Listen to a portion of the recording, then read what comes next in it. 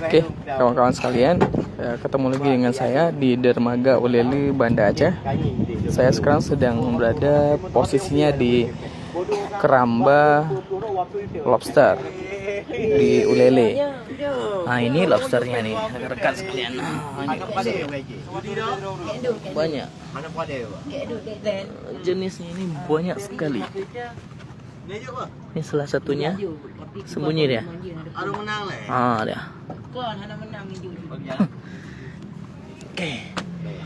Nah, kesempatan kali ini saya mendapat undangan dari pengusaha lobsternya untuk melihat langsung proses panennya. Nah, ini sedang dipilah-pilah. Pilah ada yang ini saya perlihatkan.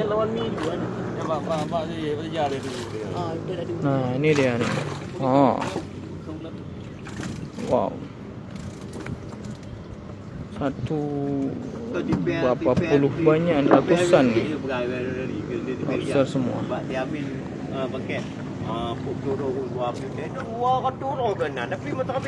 Ini yang sudah disortir. Nah, ini mungkin sudah bisa dijual mungkin ya. Maybe. Ya, ukurannya luar biasa. Ini kecil-kecil. Ya, ini bukan gede-gede kan ya. Bek mangin. Ini hati yang kedua di dalam kotak tu. Ya, sekarang saya memperlihatkan selain lobster ada juga ikan jiti. Ini jiti. Oke, nampak.